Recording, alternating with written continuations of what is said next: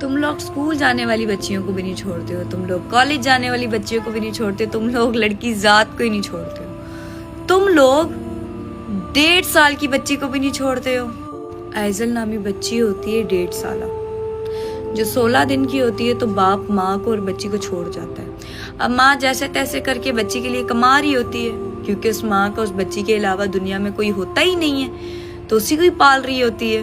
17 साल मनान नामी बच्चा जिसके खुद के पेरेंट्स नहीं होते, वो उनके घर आता जाता रहता है और उस आइजल नामी बच्ची को बहन कहता है। अब वो मनान अपने आवारा दोस्तों के कहने पर उस बच्ची को किसी बहाने से घर से बाहर लेकर जाता है और उस 1.5 साल बच्ची के साथ अपने 2 दोस्तों के हमरा ज्यादती करवाता है और खुद भी करता है। अब 25 मिनट बाद उस बच्ची को उसकी माँ के हवाले कराता है।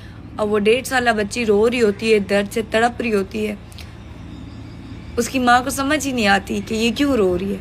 अब 1.5 साल बच्ची तो ज़ाहिरी बात है, बोल तो नहीं सकती। खैर, माँ पैम्पर चेंज करती है कि शायद पैम्पर गंदा हो गया, इस वजह से रो रही है, तो माँ देख के खौफजदा हो जाती है। माँ उस बच्ची को लेकर हॉस्पिटल भागती है, जिन्ना हॉस्पिटल वाले क्या करते हैं जी, कहते हैं आपकी बेटी की हार्ट बीट चल रही है लेकिन सांसें नहीं चल रही।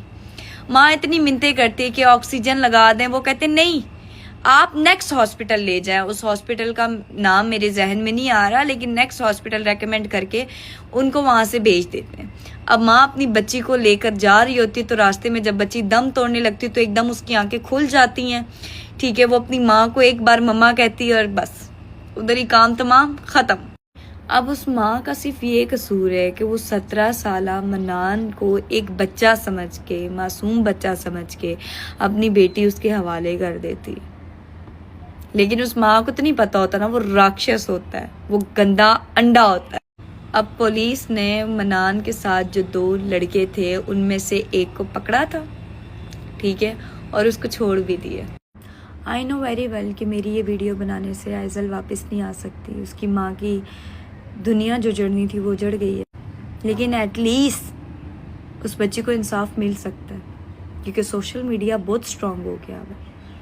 सब मिलकर आवाज़ उठाएं तो उस बच्ची को इंसाफ मिल सकता है। अपना भी ख्याल रखें, अपने बच्चों का भी ख्याल रखें, अपने छोटे बहन भाइयों को, अपने छोटे बच्चों को किसी भी राह चलते मुंह बोले भाई या व्हाटएवर किसी के भी हवाले ना करें।